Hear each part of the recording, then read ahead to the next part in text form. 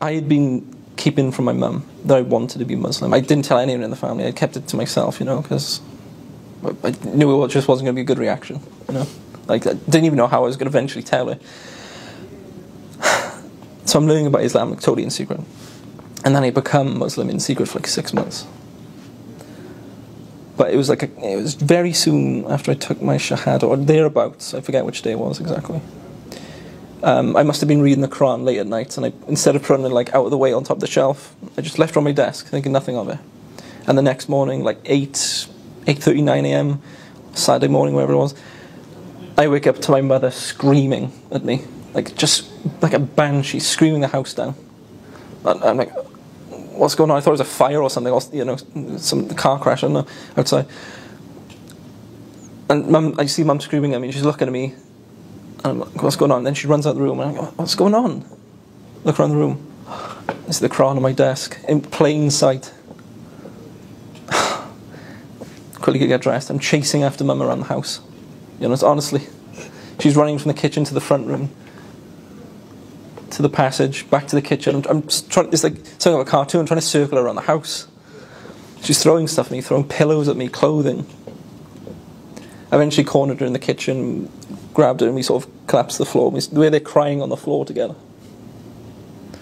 and we were crying for a few minutes, and she just kept saying no, no, no, no. And I kept saying, yes, I want to. I want to. I think it was after. I genuinely think it was after. It was a really close period, but I do think it was after the Shahada. Okay. And she gets up and she just sort of runs out of the kitchen.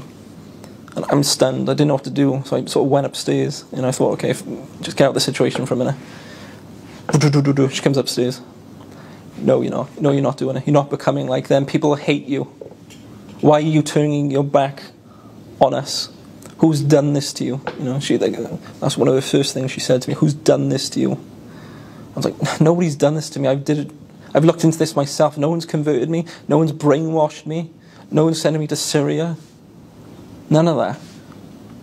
I've read the Quran and it speaks to me and I know it to be the truth. And she's like, no, not in this house. Not my son. And I started talking to her like, I'm a grown man, you know. I'm an adult. It's my life, you know. I got to do this for myself. And she goes away. And a couple of hours later, we started speaking again. She's like, I can't stop you.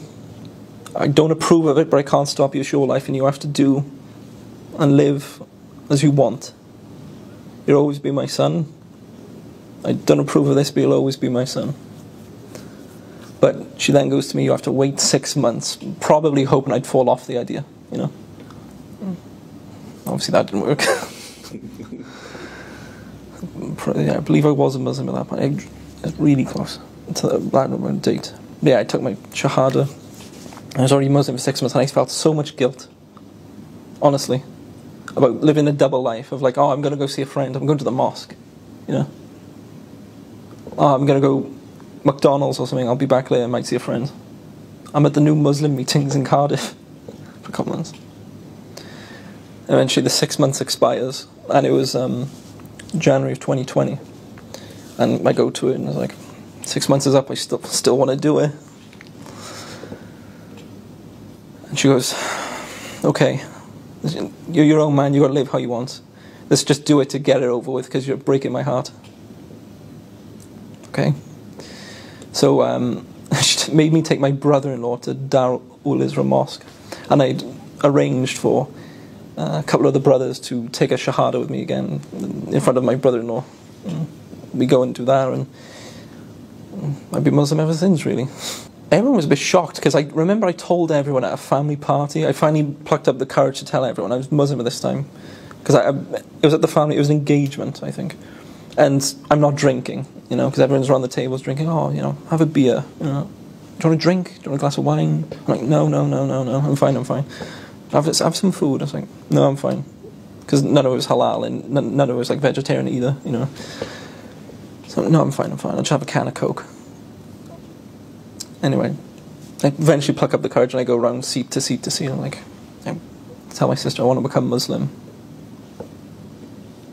okay, fair enough. I didn't expect you to say that. I was like, okay, that wasn't the right reaction. So then I go to the next sibling.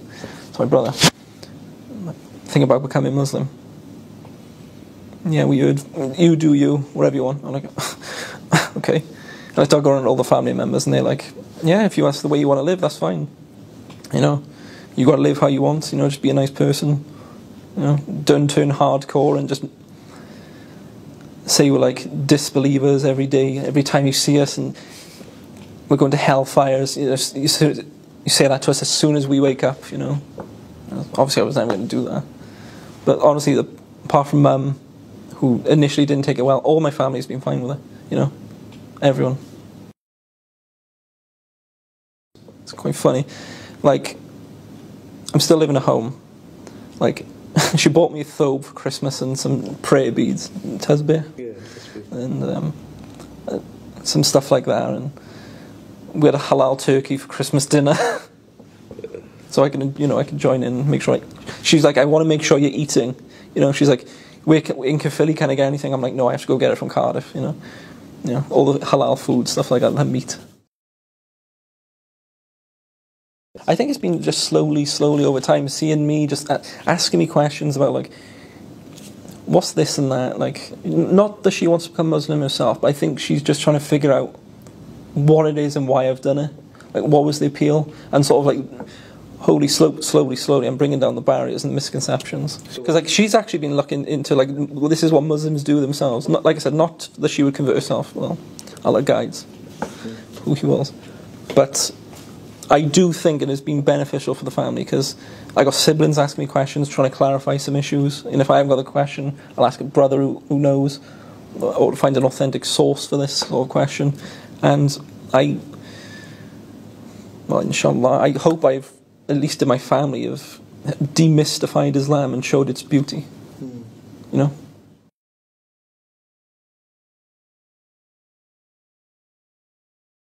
When it says the truth, I read the Quran, it appealed to me. It makes sense, the way of life. Like, there's no drinking, it's a simple way of life. There's no what we would call haram in it. None of that has a chance to happen because of the way the Quran and the Sunnah is set out in Islam.